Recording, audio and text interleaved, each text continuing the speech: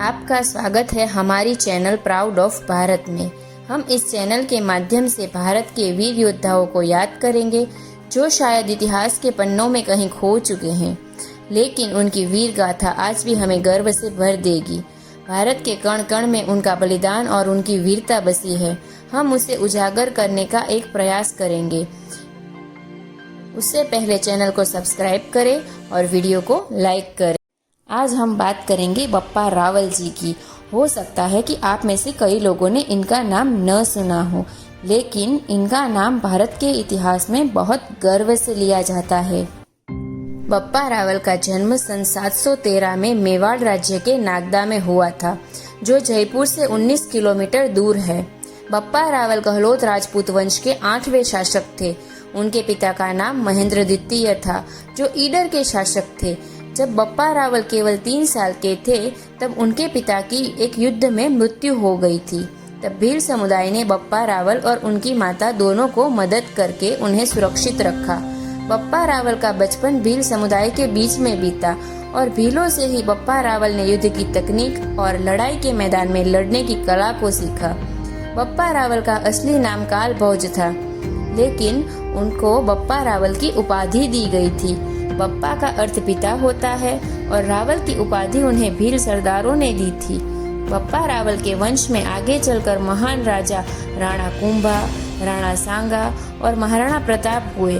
बप्पा रावल ने हरित ऋषि की बात मानकर मेवाड़ में एक लिंगजी मंदिर भी बनवाया था।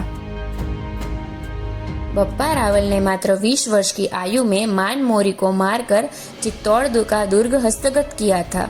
इस घटना का वर्णन एक शिलालेख में मिला था, जो सिद्ध करता है कि बप्पा रावल और मान मोरी के समय में विशेष अंतर नहीं है, और ये शिलालेख कर्नल जेम्स टोड को मिला था। बप्पा रावल की वीरता की जितनी भी बात करें वो कम है। सन 712 में मोहम्मद कासिम से सिंधु को जीतने के बाद अरबों ने चारों ओर धावे करने शुरू किए। उन्होंने चावड़ों, मौर्यों, सैंधवों और कच्छेलों को हराया।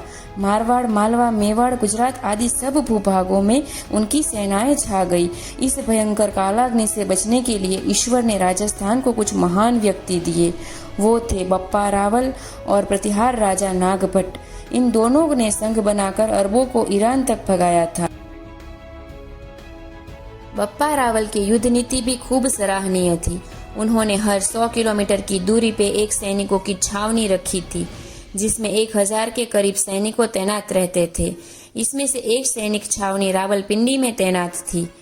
ये सेना बप्पा रावल की थी, इसीलिए इस जगह का नाम रावलपिंडी पड़ा था।